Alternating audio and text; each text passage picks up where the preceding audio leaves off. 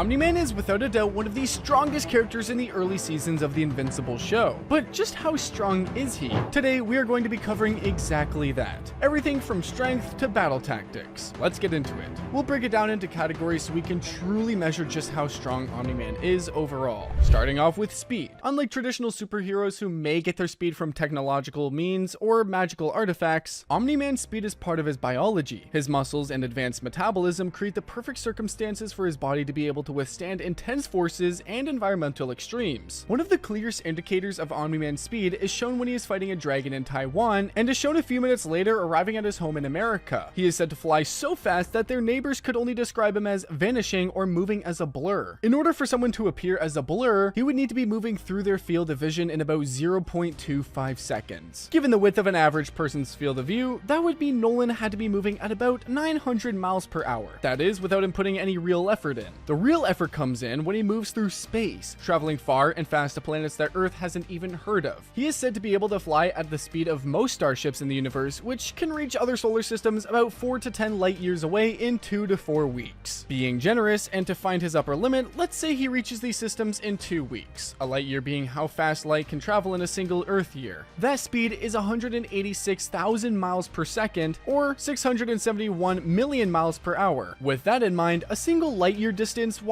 would be close to 6 trillion miles. So at his upper limit, Omni-Man could travel the distance of about 60 trillion miles in 2 weeks. Breaking that down further, that means that Omni-Man's top speed is close to 266,239 times the speed of light, or in simple numbers, 178.5 trillion miles per hour. This is to account for the fact that there is no friction in space and acceleration could potentially occur infinitely. But it is still very much Omni-Man who is capable of withstanding the sheer force of that speed. He is able to steer without crashing into planets or asteroids, and is able to decelerate incredibly close to his target without crashing into it. Let's not forget that he was fully able to catch Red Rush mid-flurry and fully immobilize him. He plucked a speedster out of what would have appeared to be any normal person out of thin air. In order to withstand the incredible forces and strain of that speed, Omni-Man has to be pretty tough, right? So just how tough is he? Omni-Man's durability is insane, especially when compared to that of the average human. His skin is able to withstand falling buildings and solid ground at Mach 10 speeds. His stamina lets him wage one-man wars against entire civilizations for an entire year. Most incredibly, he is able to travel for 2 weeks at that insane speed on a single breath of air. Imagine trying to hold your breath for more than a minute. Omni-Man is capable of doing that for weeks without the need to eat, sleep, or use the restroom. His physiology allows him to age slower as well. The Viltrumite DNA makes them incredibly tough. Nolan is seen as an outlier even among them. He is mortally wounded more than a few times and makes a full recovery. Take shots from 2 Viltrumite captors with ease. And the thing is, being able to punch through solid walls is only cool if your hand doesn't explode while you do it. To get a better measure on just how tough Omni-Man is, let's take a closer look at one of the most horrifying moments in the whole entire show. In season 1, he holds Mark's head as he slams him through a moving train, tearing cleanly through several carriages and derailing the whole train. He is completely unharmed by the event. Even though Mark was shielding him, he still had to withstand the force of the train. The average passenger train of around 4 cars weighs about 140 tons when it isn't moving. Passenger trains move at about 50 miles per hour in inner cities. With that, force equals mass times acceleration. That's 700 tons of force, traveling directly into his outstretched arm, which again is completely unharmed. No need to compare it to anything because the strength to withstand an impact from a speeding train is example enough.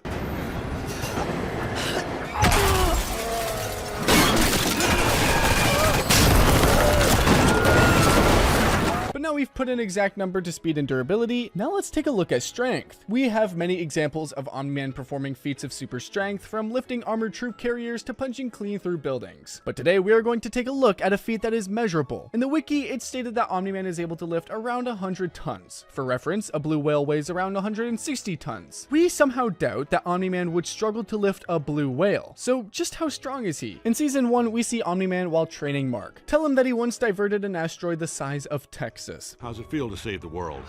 By the way, that was a small one. That was a small one? You should have seen the asteroid I diverted the size of Texas. That's 270,000 square miles, assuming the radius is 500 kilometers and not just a flat disk the size of Texas, as asteroids are usually roughly rounded. Using the volume calculated, it would be 2.6 trillion pounds or 1.3 billion tons. We won't even bother calculating its force, as that should be example enough, far more than a single blue whale. Another example is seen during a simple game of catch. Nolan and Mark flow back to back high in the sky, throwing a ball to each other, except the ball travels around the entire planet. It takes roughly 18 seconds for the ball to travel from Nolan's hand to Mark's.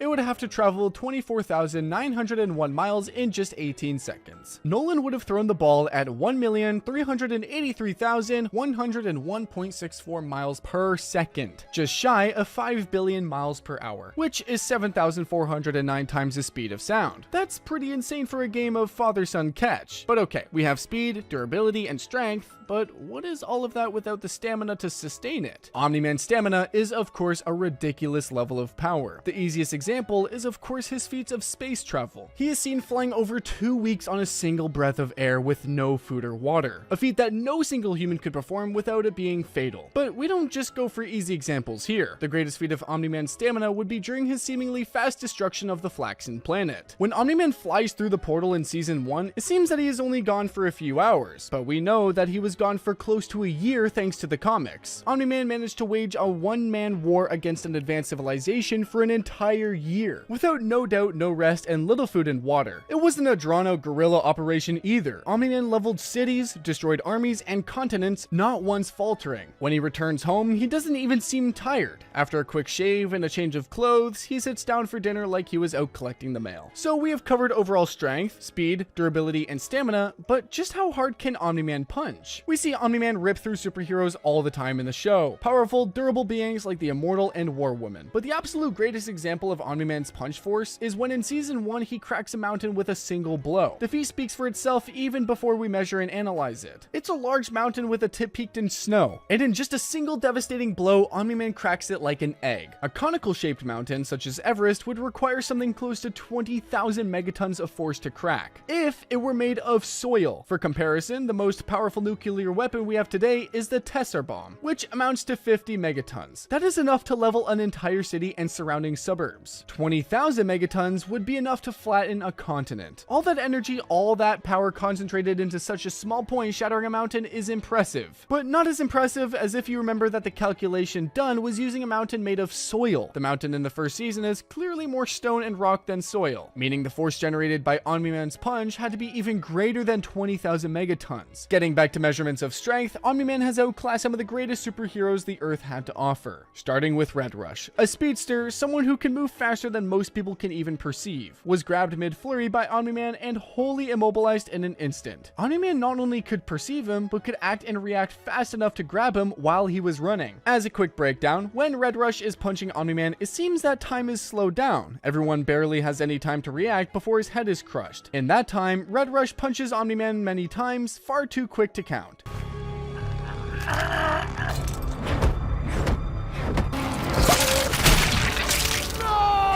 Keep in mind that we, the viewer, can only perceive Red Rush as a literal blur when he is moving at top speed in the fight. Keeping with the Guardians, next up is War Woman, the invincible equivalent of Wonder Woman and one of the two members that make up the core strength of the Guardians. She even manages to draw blood on Omni-Man by using her fists. She is stated as being close to or similar to the Immortal in terms of durability and strength. She also carries around that devastating mace, yet Omni-Man was able to take her out during a fight with multiple other superheroes, quite brutally and efficiently too. The second Omni-Man has a moment to deal with her, it's over. She barely even gets the chance to react. A super strong, super durable hero was nothing in the face of Omni-Man's strength.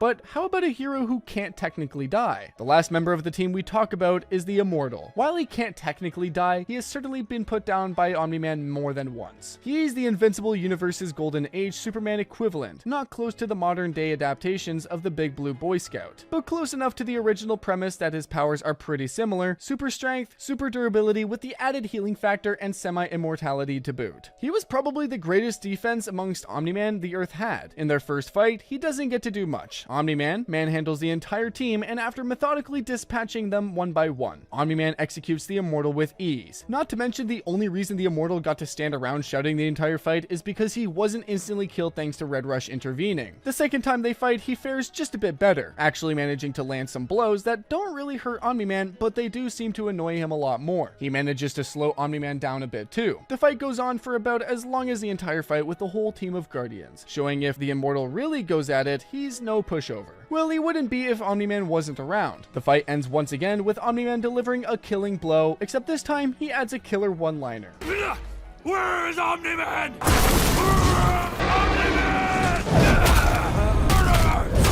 You betrayed us! You should have stayed dead.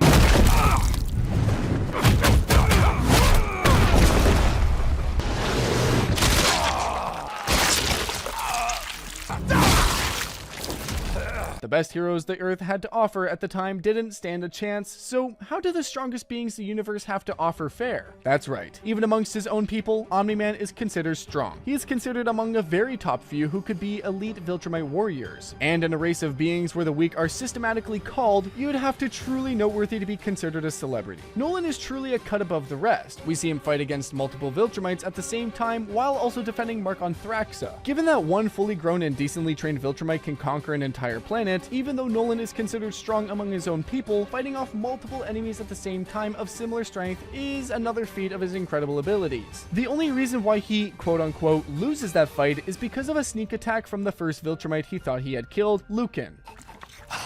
Mark, are you okay? No. Don't worry, it's over. Let me have a look. Dad! Next time kill somebody, make sure they're dead.